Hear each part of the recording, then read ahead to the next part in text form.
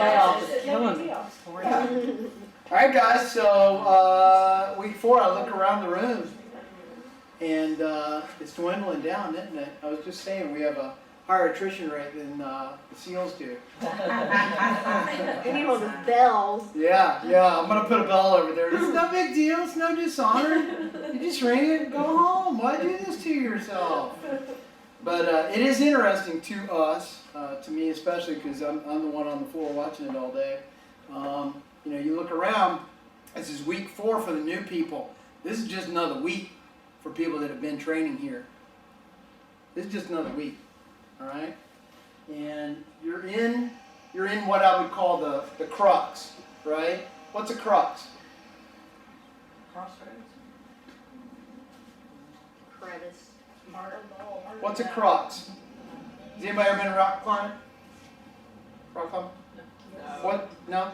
A A crux is the hardest part of a route in rock climbing. All right, and it's usually the climb is usually rated on that crux, how technical, how hard it is, right?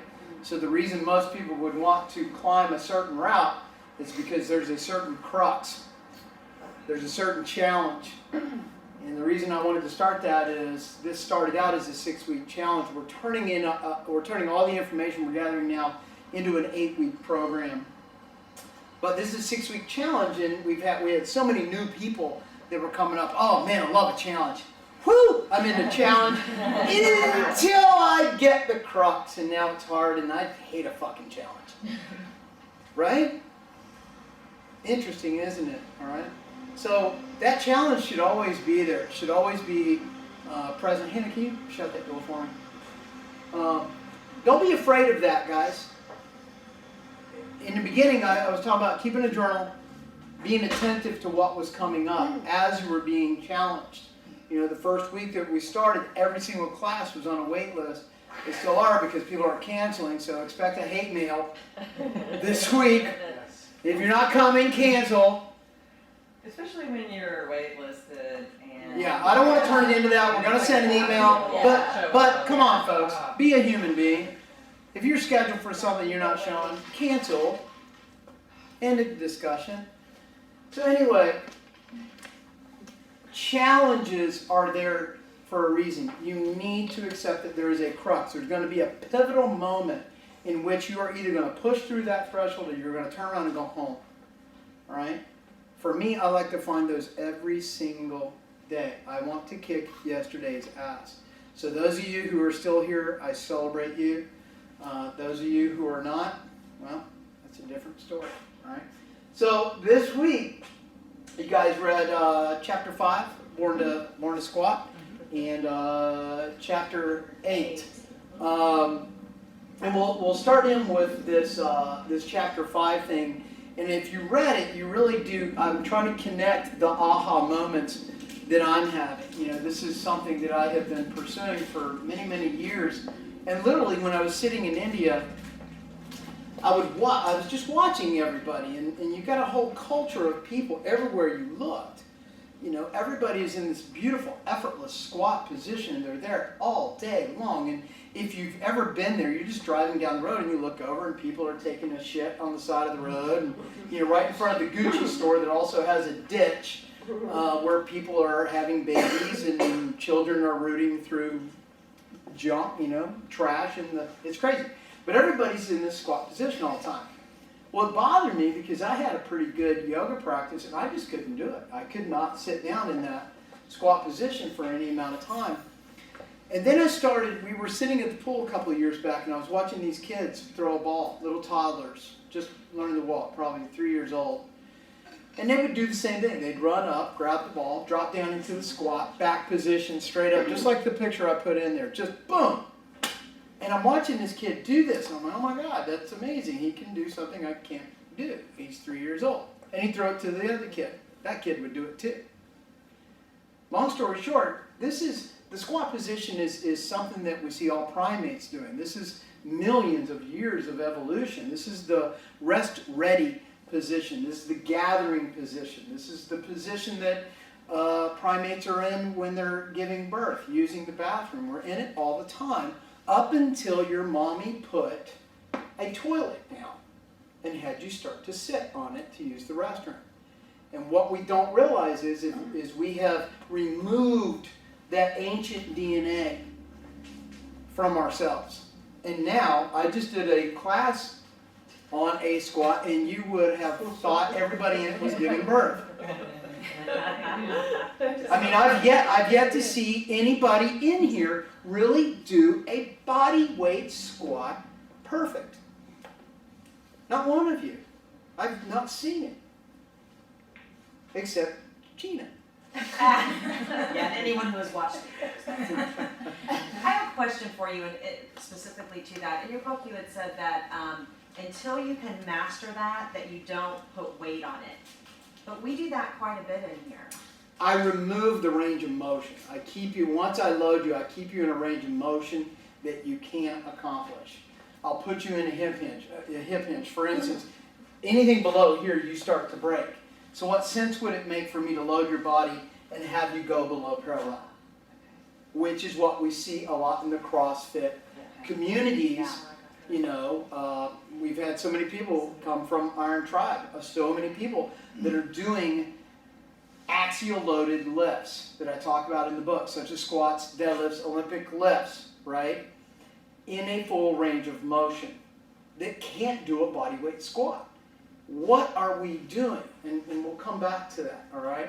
So let's talk a little bit. We'll come back to the mobility. Fitness. I outline all the dimensions of fitness. How many brainiacs are in here that can list all? So there's 5 wellness and 5 performance that make up 10 components that equal fitness, all right? Who can regurgitate them? Endurance, flexibility. Let's look at wellness. Okay, flexibility is one. Wellness. What's another? Muscle endurance. Muscle endurance. Body composition. Body composition. Holy shit. Where am I? You guys actually read it. Aerobic endurance is one of them, isn't it? Mm-hmm. Let's call it cardiovascular. Cardiovascular, and there's a 5th. I won't play. You can play. Stability. Balance. We got, no. We got flexibility, muscle endurance, cardiovascular, Strength. endurance, strength. Okay? So the 5 performance, all right, are, anybody? Speed, agility, balance, power, reaction time. All right, turn the camera off, I'm done. That is great, guys. That is really good. Seriously, guys, I talk to trainers that have been training for years that have no idea that there's actually 10 components that make up this thing called fitness. Right? We're just doing any generic bullshit, and as long as we're moving around a little bit, and we're killing it, right? So strangely enough, and this is only me, and I'm gonna make an argument here for why I think what I think. The 2 most components of fitness aren't a component of fitness at all, kind of, which is stability and mobility. Okay. And let me define mobility a little bit. I had a client for years, and I would stretch her, and I would often forget. I would do like a hamstring stretch, and I just kind of go. I put a little bit of pressure at 90 degrees where most people are resistant, and her leg would fall behind her head. She was incredibly flexible, but she could barely do a bodyweight squat. She didn't have mobility, which is this flexibility in motion. It's a little bit different, right? Stability, you guys hear me talk about it. For years I used the term balance. And that's incorrect because balance is really an inner ear issue, a proprioception. It's an inner ear neural conversation that's happening with the brain and where the center of mass is over the foot at any and all time, all right? Stability is your body's ability to hold the human movement system in place dynamically. And I'm kind of using a generic term. I use the term stability strength quite a bit, and my editor wrote back, and she's like, that term doesn't exist. I'm like, well, it needs to be, so I'm going to go ahead and coin it. So stability strength, to me, is your ability to move the human movement system through space in all directions, up, down, left, right, to start, stop, turn, whatever, under load. And you'll notice, once we start going from this body weight squat to maybe doing it under load, things happen. They change, right? What would happen if I start to squat and move through 3 dimensions? Frontal, sagittal, and transverse. Your body's moving in 3 dimensions at all times.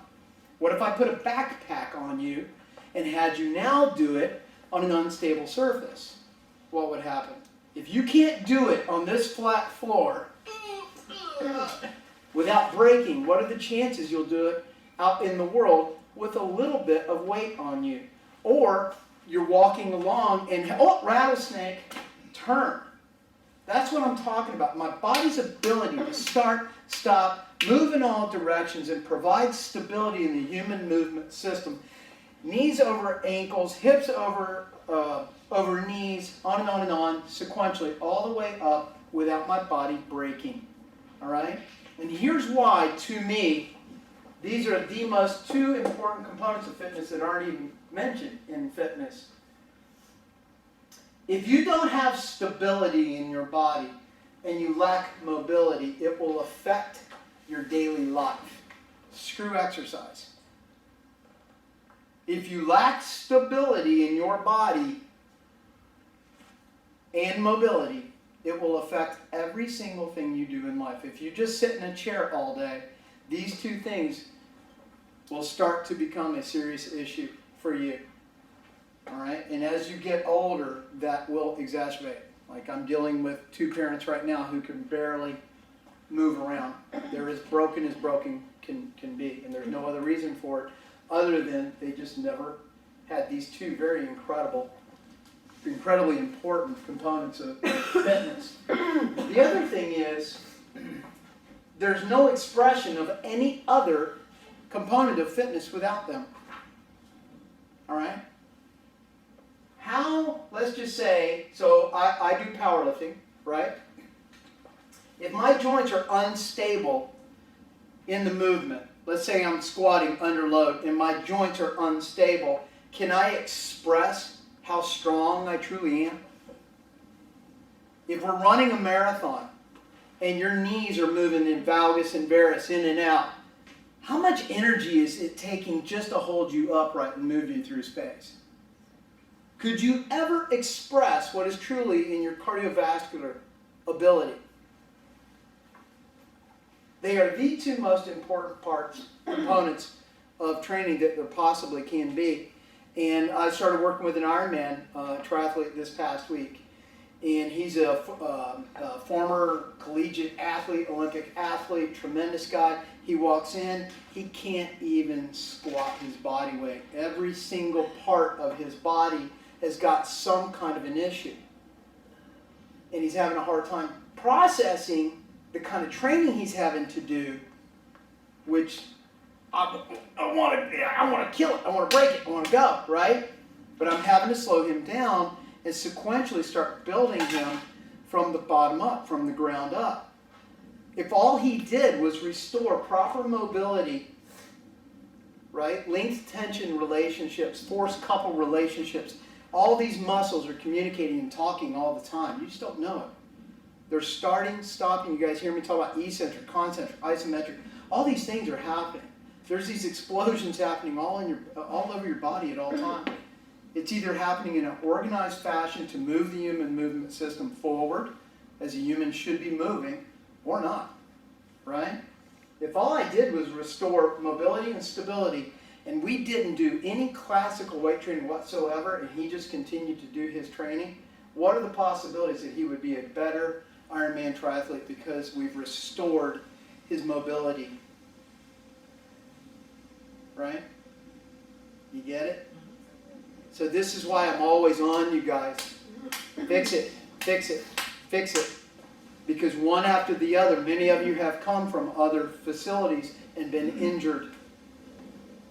Many of you have been injured somewhere else because there's some brainiac in there who's just got you loaded and not understanding how to progress or regress that movement for you. right? So everybody's a little bit of a unique snowflake there. Is that any questions on that before we move on?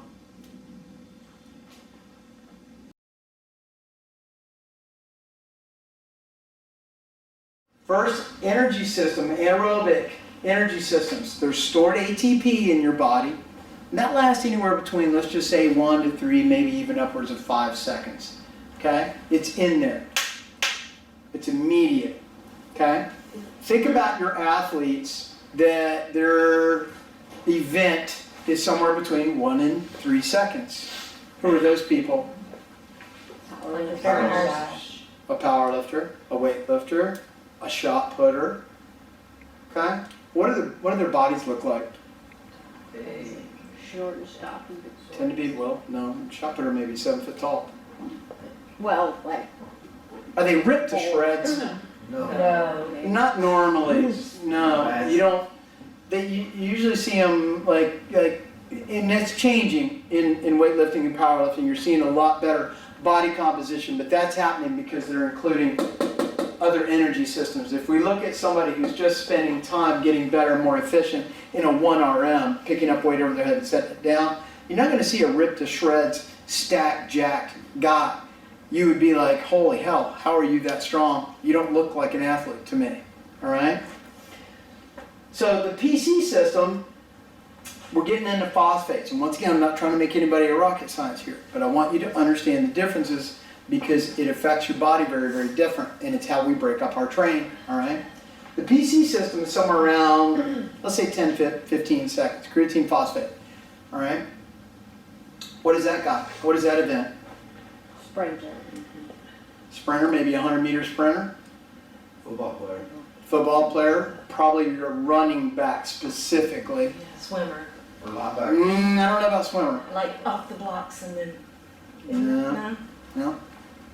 10 seconds all out. Usain Oh, Bolt. 10 seconds off. Same ball. Let's just stick with the sprinter, the 100-meter sprinter. Get that guy's picture in your brain. What's he look like? He's jacked, though, right? Yeah. They are shredded. Boulders, shoulders, quads. They are jacked. Their event is happening in this energy system predominantly. That is also the energy system that is mostly responsible for what's called hypertrophy, the increase of size in the actual muscle. And some of it can be accumulated in here. But if you look at your bodybuilder, 9 times out of 10 they're doing rep ranges of somewhere between 8s and 12s. What do we do in our barbell class? 8s and 12s. What are we trying to do in that class? We're trying to build muscle and get stronger also, and you can get stronger no matter what anybody says out there. You can get stronger in rep ranges of 20, right? Trust me, it can happen. But this is predominantly somewhere in that 10-12 area where hypertrophy is affected. You're in this energy system. Now when we've exhausted that, right, the body is starting to go into anaerobic glycolysis, where you're actually using glucose, stored glycogen in the muscle and liver being turned into a readily available fuel. And as that one's getting used, it's starting to make this one again. So these are always cycling. One is moving into the other, recovering the other so the other can come back, so we can get ATP back into our body, back into the PC. It's all just kind of circulating and restoring itself as time goes by, all right? So if we think about the glycolytic energy system, we're getting a little bit more into muscle endurance, all right? So let's start thinking 15 to upwards of a minute. Let's just call it 15 to 60 seconds. What is that athlete? Could be a basketball player. No. Depends. What, In a moment. what requires just explain? 15 to 60 seconds. Your event takes place in 15 to 60 A seconds. little longer than this is sprinter. Yeah. Pole jumper. No, So he's here. I think a football player on one play is like 45 seconds long. Certain Position. football players, Wrestler. right? So think certain football players, maybe more in your line, right, where they're actually doing something, but that's still more here. They're more here. Most plays in football are 10 seconds or I less. think swimmer like. So hang on, let's stay with that. So in football, how much training is going to take place 20, 30 reps? 20 to 30 reps. You play football, Not much. right? Your rep ranges are going to be somewhere between 5 and 10. Why? Try. Because your event is 5 to 10 seconds. Yeah. Reps and time, right? They're all coming together. We're not just doing reps because it's a cool number to do that day. There's an energy system that's corresponding. If I want to be a marathoner, what the fuck is a 5 rep max going to do for me? 0. Almost 0. If I want to be an offensive lineman, what good would running 5 miles be for me? Detrimental. Maybe. There is a physiological adaptation to the energy system that I train in. There is a complete and total different physiological adaptation. The last is oxidative. All right, that's your aerobic zone. Where also, this is where fat is being burned. Not until then. All right, and like Tiff said, there might be some trickles up in here, but the majority of the fuel that's coming from these is stored in your body, and then we're looking at glucose. Okay? Not until we start using oxygen. So now let's start thinking several minutes, upwards of hours. Right? What's this event? Any endurance athlete. Runners. How are they built? They're all jacked and No. Long and lean. Thin. Fans. Skinny. follow. Yeah. Okay? You with me? Nation. So I might bounce around here a little bit because you guys know me. Yeah. I've got horrible ADD. Yeah. All right?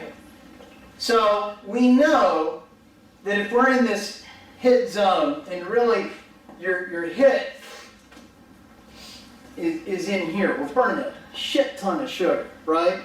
And there's a lot of conversation, especially Orange Theory loves to talk about EPOC, all right?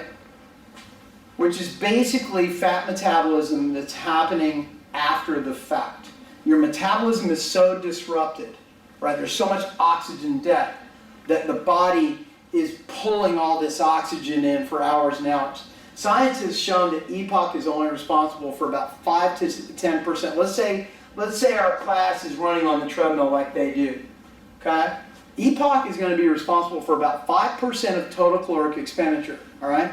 So let's say you burn 1,000 calories in that hour, all right? What's 5% of 1,000 calories? I was told they were doing that. 50 calories. 50 calories, that's right. Does anybody have a really good understanding of how hard it is to burn 1,000 calories? Yes. Brad, with as much muscle as he has, could probably, in an hour of HIIT training, burn 1,000 calories. Does anybody else in here have as much muscle on their body as Brad does? Well, Amon would. Amon, possibly, yeah. Some of the guys, right? So you burn an extra 50 from EPOC. Is that just like, wow, let's create a whole marketing campaign around it? They're full of shit. They've taken a real part of burn more science. calories, but not. They've taken a real part of science and created a whole industry or business around it, and it's a lie. It's absolute bullshit, right? I've done videos on this. Number one, if you keep burning 1,000 calories every single day, that'll last for a while. We'll talk about this. It'll last for a while until you start running out of this, right? And then all of a sudden, that 1,000 calories will start coming from somewhere. Because as you're burning in these zones, not only are you, as Tiff said, burning a little bit of fat, what else are you burning too? Muscle. Okay? Gluconeogenesis. The making of carbohydrate, because no matter what you do, no matter what you say, no matter how good you get, as we push towards that anaerobic threshold, your body wants sugar. Your body wants sugar, not ketones. right? It wants sugar, and it's going to turn other non-carbohydrate sources into sugar. What are the non-carbohydrate sources? Fat, protein. Fat and protein. Where does protein come from? Especially if you're not getting enough of it. And if you're burning 1,000 calories every single day, this is the problem. What is the fitness industry? What does everybody in this town suggest? Burn 1,000 calories. 5 million calories a day! Right? For a little while. So let's stay with that one.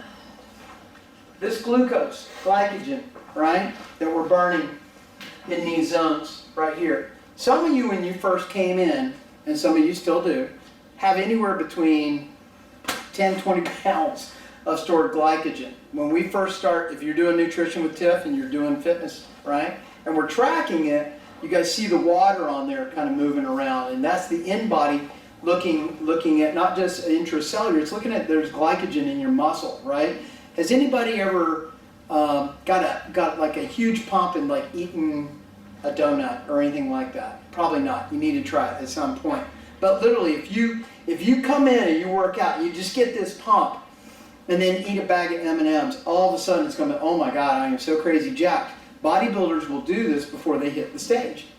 In the back, they have fasted, but in the back is all this sugar because they want to walk out as full as they can get. Okay? Right, I just talked about 200 carbs, pound and a half of water, right? That water is going to be stored in your muscle, so that Carb, muscle looks glucose. full. Right. Okay? So, here's the problem. If we've got all this glycogen in our system, in our liver, and in our muscles, is there any need for our body to burn body fat? Well, no, it just won't. Is there any need? No, it's gotta work through all that. It's got to work through every bit of it. It's got to work through. So this is another reason why the hit, when we're looking at metabolism, when we're looking at body fat, at body composition, which is a component of fitness, right? Most of you came in not wanting to be great athletes. You just want to look better, feel better, perform better, right? If we get 20 pounds body fat off of you, guess what? You're going to be a better athlete because of it, right? But until we get this glycogen pulled out of your body, right? Your body has no reason to be metabolizing fats, right? Sad day. So here's the problem, right? What does that mean when I drink a bottle of wine every single night? Just like one thing. I can't figure it out! I eat healthy fats and wine and it doesn't make any sense. Yeah, you're just pushing sugar. What does it mean to you grazers who are constantly shoving shit in your face? It's just 5 grapes every 20 seconds. It's grape, it's natural, it's fine. You're putting sugar in your body all the time. Your body has no reason to metabolize fat. That's why spacing is as important. And if she's working with you guys and you've been doing it well, it's, I'm stuck. She's not going to drop your food. We're going to look at spacing. First, how are you spacing that out? All right? Are we good? Yeah. Any other questions about that? So here's where it all starts coming together. Do you all start getting the problem? My problem? Yes. Yeah. This is the shit that I've been looking at for years, scratching my head and looking at the industry that's just fucked up. Let's just, and as long as we're having a good time and we just love each other, it's freaking awesome. And I'm going to be your best friend, and we're going to ignore the fact that you're getting fatter and fatter, and you're not getting anywhere. You're weaker than you were when you came in. You're fatter than you were when you came in, but we are best friends now. It's called personal training philanthropy, and this is the industry.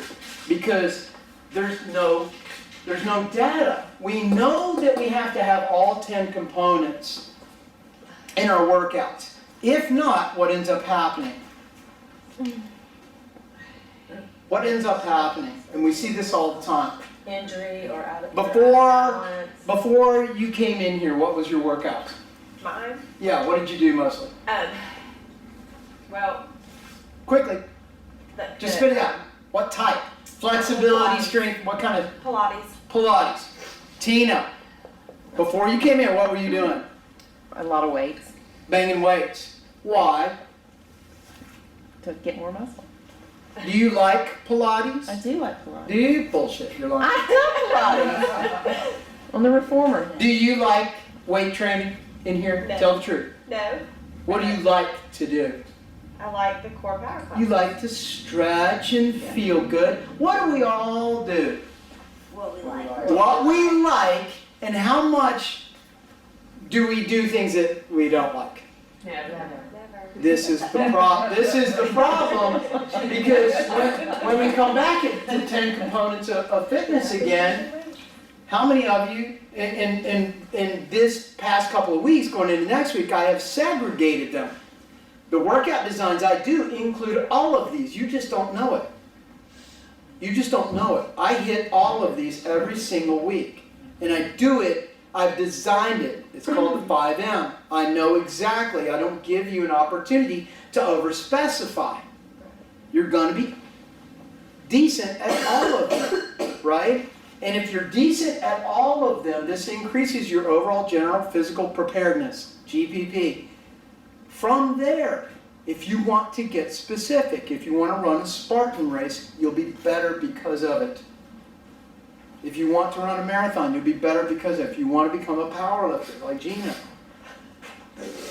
you will be better because of it. CrossFit tries to suggest that they do this, but they also don't believe in programming. They do a constantly varied functional, as long as it's a constantly varied functional exercise, we make a workout design and go. But what are the chances that they're including flexibility, mobility, looking at muscle endurance, cardiovascular endurance, strength, all these different components, power, reaction time, all these different components that make up this thing called fitness, all right? To my knowledge, I don't know of anybody that has actually sat down, besides my brainiac, and looked at this and how do we actually set this up in a weekly schedule to ensure that people are receiving a proper amount of all that. Otherwise, you are left to your likes and dislikes, and you will stay in them. And there will come a time where your instability, right, your lack of cardio, your lack of muscle endurance will smack you in the head. Your lack of strength, your lack of flexibility will smack you in the head and create some sort of injury, right? Then we got all these. Just real quick, back to you said within a week, you hit the 10 components within a week. Yeah, every Right. week. And so is that Monday through Friday, 3 hits and 2 cores, or is that, or is that 3 Every hit. Are you taking 6? It takes Every 6 hit. classes to hit those 10 components? Every hit has usually somewhere, can have 10, all 10. But usually we'll have about 8 components in it. And through the week, what I'll do is I'll have the first 6 and I'll break it all out in the book. And then I'll take the performance and I'll rotate them into the cardios. You might do cone drills, speed, reaction time. I might have a little of this going on, that going on. But I'm hitting those performance variables, usually in your cardio, somehow, some way. But there's always a strength component, always a muscle endurance component, always a cardiovascular component, always a stability component. They're all in there. And then in the cardio, I'll change it up so that you're getting some kind of different stability, reaction time, balance. We don't do any balance training here, do we? Right? Constantly. So not only is this an issue, God Almighty, look at all that crap. And this is where we get into the hit and lit. This is why the hit and lit, because we still have these energy systems that we have to deal with. There's 3 energy systems, and we get there 2 ways. High intensity and low intensity. This guy we can predict with your sub-max. This guy is a guess because everybody is not the same there. I've been saying anywhere between 65 and 85 is a lit, and for a ballpark that's accurate, right? But if you guys look at the fat charts, especially the ones I put in the book, they can be all over the place. They can be absolutely all over the place. And what we're trying to do is incrementally get you to become a better fat metabolizer, right? Just go back and look at those charts and it'll make sense, all right? And then I just made some notes down here. There's some words that you'll hear me use. Intensity is one, right? These are intensity levels. High intensity, We're looking at, for us, it's 80 to 100%, all right? And that's why I want to know that accurate top end, because when you're in here doing a hit, I want you to get out there and touch it. If you're new, I want you to touch it and then walk away. Just, oh, bah, got it, hundy, boop, gone, right? If you've been here a while, I want you to get up there and touch it just a little bit longer and maybe a couple more times, right? Does that make sense? Yeah. So those thresholds that we've set for you, we know. I've done a sub-max. I know what you can do. I wrote it on the wall. So that's why these things up here, they never lie, right? You can be making all the faces you want and bitching and moaning all you want, but if I look up there and it says 93, I know better. You're full of shit. You're working hard, but you got more. Right? Just the same, this low intensity interval zone. This is our opportunity to increase fat metabolism, right? To become a better fat burner, all right? But our metabolism is like the caboose and engine of a train, right? We want to pull it with the hit and we want to push it with the lit. They go together. So the lit for us is barbell, just good old-fashioned strength training. And sometimes it's hard because it's anaerobic. Your body is screaming for oxygen and it's raising your heart rate. It's tougher, especially when we get whole body big movements like barbell squat. Screaming, those big muscles are screaming for oxygen. I get out from under the bar sometimes and I can be at 103, 104% max heart rate. Body screaming for oxygen. It's more difficult to do, but if we're managing our rest breaks properly, we're probably still in an appropriate average. Core power is a lot easier to stay in your lit zone. So if you guys do a test, you'll get this zone. And what we want to see is that you're spending time in those zones, becoming a better fat metabolizer. Not only is this going to help us to look better, to increase our body composition, it's going to make you a better athlete. And at the end of the day, that's what Tiff and I are really most concerned about, is we want to get not only you looking better, performing better, we want you able to do whatever it is with your bodies you want to do, right? To take it out there and put it to work. Volume, reps, plus sets, times the weight used, all the above. Volume is really everything you do. However many times a week you're doing it. And those two things are different for everybody. If we give you too much volume, too much intensity, what happens? You overtrain. We break you. If we don't give you enough, what happens? There's no reason for your body to adapt. So this is where we get the blueprint, right? So each one of you are unique. Each one of you needs a different amount of hits per month. Each one of you needs a different amount of lifts per month. Each one of you has a totally different macro breakdown, different amount of protein, fat, and carbohydrate. I'm cutting weight on 300 carbs a day. Most of you could not do that. You'd be gaining, right? Even some of our guys would be like, God damn, you're an asshole. Everybody's uniquely different.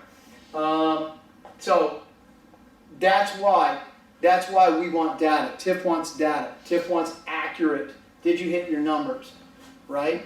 Because she can't change anything until we have it. I want the test. I want to know what those lit zones, what the hit zones are. And we're going to start really grinding that home more and more. All right? So like all new people coming in, they have to do metabolics. They have to do nutrition in the beginning.